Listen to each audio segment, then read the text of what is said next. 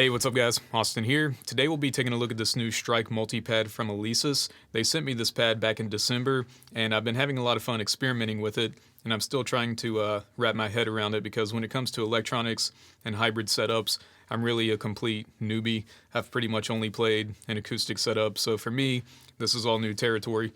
But I just want to take you guys through some of the highlights of this pad and show you what it's all about.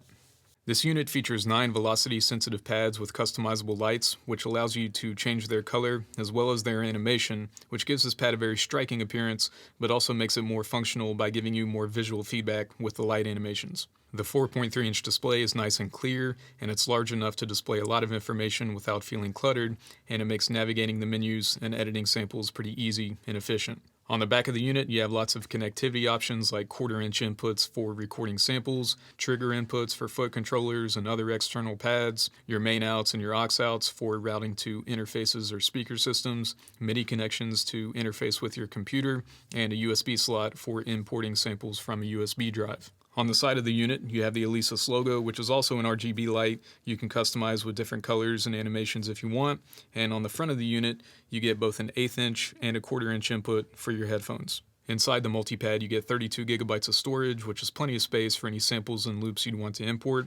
And it already comes with 6 gigabytes of content pre-installed. So you get over 8,000 samples and loops in here right out of the box. The built-in looper makes it really quick and easy to record your own fully custom loops, which you can play over top of and save for later if you want. And the built-in sampler allows you to record virtually any sound from a microphone or an electronic device, which you can edit easily with the 2 large rotary knobs, or you can import your own custom samples and loops from a USB drive and quickly assign them to any pad. So this pad comes with a lot of preset kits right out of the box, so I'll take you through a few of them here so you can get a better idea of how they sound. We'll go ahead and start with the Piper Shuffle. This one's pretty fun.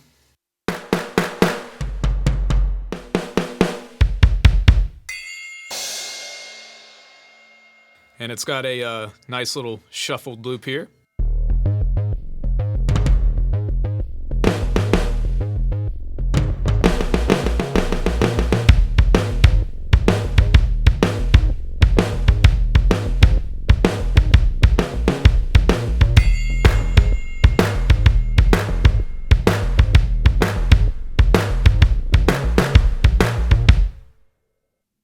So that one's pretty cool. We can move on to the next one here. It's called Ham and Beans. And we got some interesting loops up here. This one's a little more in your face.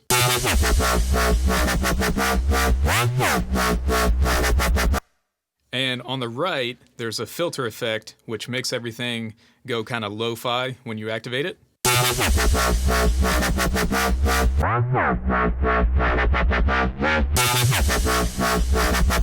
I think that's kind of cool.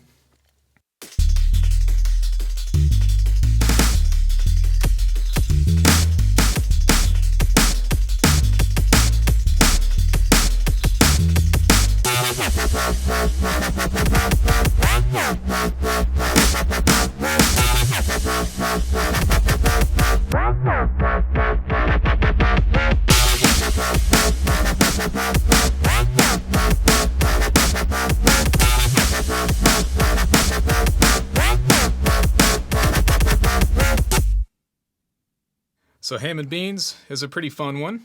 Another one I like to play around with is called Pluck This, and this is what I play to in the intro. It's a very kind of chill ambient preset.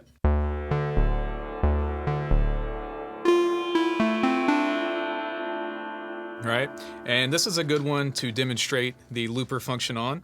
So if I go to View here, that brings up the looper. You can change the number of measures you want the loop to be, but I'm going to keep that set to 4.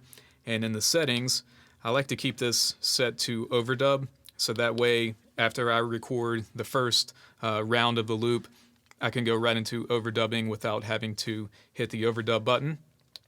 And we'll set it to 120 for the BPM. So I'm going to hit arm to record, and when I hit start record, I'm going to get 4 clicks, and then I have to record the loop.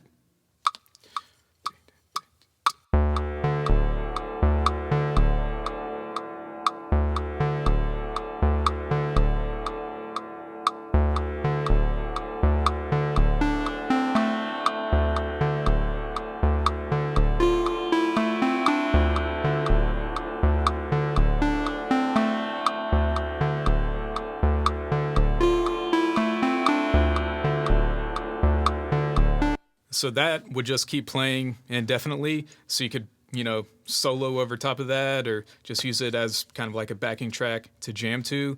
And you could also save that for later if you want. So I really like the looper function inside here. It's really quick to get to. It's really easy to set up, and you can create your own creative custom loops to play over top of. And I dig it a lot. All right, now I want to show you how to set up a custom kit from scratch and import samples and do some of those kinds of things. So if I hit this button here, that's going to switch us over to the empty user kits. And I'm going to hit the kit button, and we can see all the empty spaces there. So I'm just going to set it up on number 1 here, and I'm going to go into the sound mode. So now I can assign sounds to these different pads. I'm going to tap this one here, navigate down to the factory sounds, and this is where all the samples and loops are located. You can get lost in here for hours listening through the sounds. There's a lot of cool stuff in here, but I'm going to put a loop on this pad. So I'm going to navigate to the loops and go to the pop loops. There's some pretty cool ones in here. Let's listen to some of these.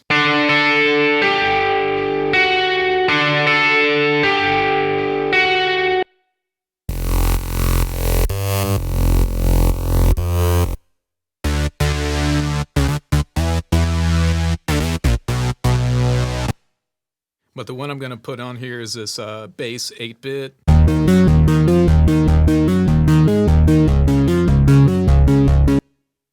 Okay, now what I want it to do is loop. So I'm going to go into mode here, and I can change the playback mode to loop instead of a one-shot. So that way it's going to play over and over indefinitely. So we'll keep that there. And now it's going to start and stop when I hit it. And it'll just keep playing forever. So that's how to set up a loop to that pad. So now I'm going to go to this pad here, and I'm going to put a hi-hat in here. So again, I'm going to go to the factory sounds, and we'll just go to the electric hi-hats. And I'm just going to stick with this first one here. Cool. So now we'll go to this pad here. And what I want to do here is actually import a sample from the USB drive on the back. So what I'm going to do is just hit this import button, and it's reading the USB drive that's in there right now.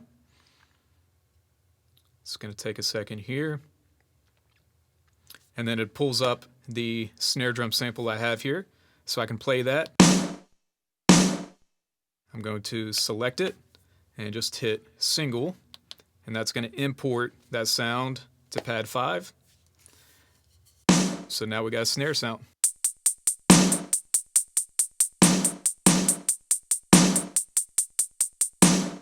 Cool. Now the last thing I want to do is I'm going to record in a sample for the kick drum to put on this pad here. So I'll go ahead and select that pad, and I'm going to bring my phone out here. And I just have a simple 1/8 inch to 1/4 inch cable here. I'm going to plug that into the back, and I'm just going to go into GarageBand here. And I'm going to go to sample. And for the source, I'm going to set that to record in. So now you can see that I'm getting some level coming in here. So all I'm going to do is hit arm to record, hit record, play the kick, stop it.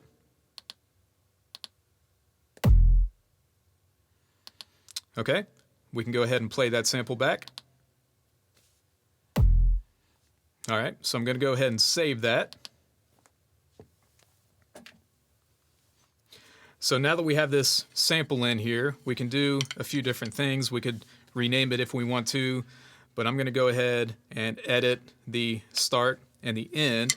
And when you do this, it brings up this nice little editor, and we can use these two knobs here to change the start and the end of this sample, so that way it's nice and accurate and it starts right away when you hit the pad.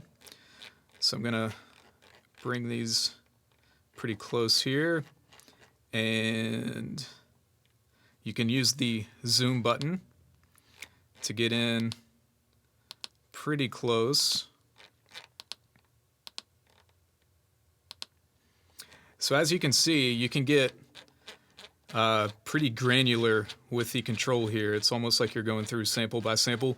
So it can be a little bit tedious and take a little bit of time, but it is kind of cool that you can edit like this. But I think the way I'm going to use this in the future is to just bring in any sounds into Logic, edit them on there, and then just import them with a USB drive because it's more efficient than doing this. But if you do want to use this method, you can edit your samples right down to the beginning here. So now I've got that there.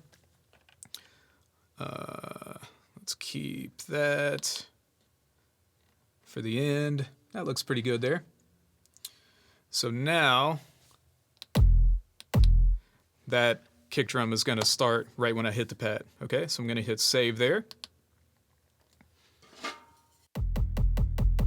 Now it's a little bit low, so I'm going to go ahead and normalize that to bring the volume up.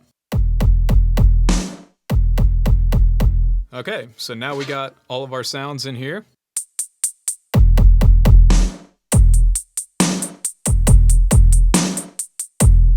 All right, the last thing I want to show you is how to customize the lights, because that's one of the cooler features of this pad. So I'm going to go into the pad mode here. I'm going to select this top one here, and I'm going to go to light, and I'm going to say when the pad is not active, the stop collar, I want that to be red, and when it is active, when it's playing, I want it to be green, okay? And also for the play mode, I want it to fill, which means that when I play the loop, it's going to fill the light from left to right as the loop is playing.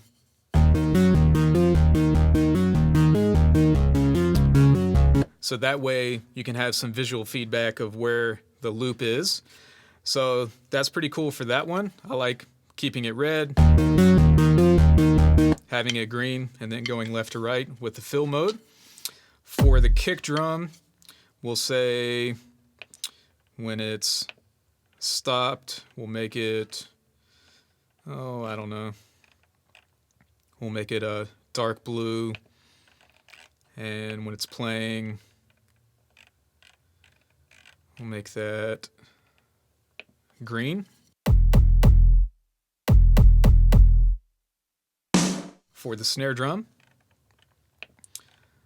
for the stop color, I don't know. We'll make that kind of like an orange. For the play color, make that green as well. And for the hi-hat,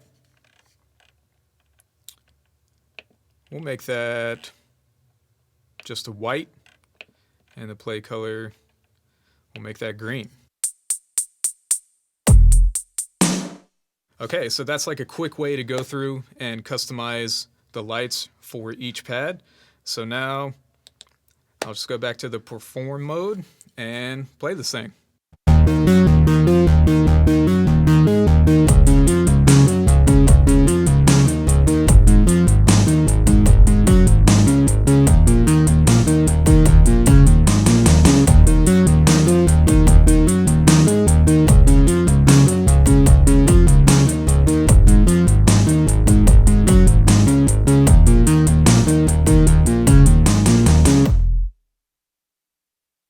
Alright guys, so that's about the extent that I know how to use this thing at the moment. I feel like I'm still barely scratching the surface of what this thing is capable of.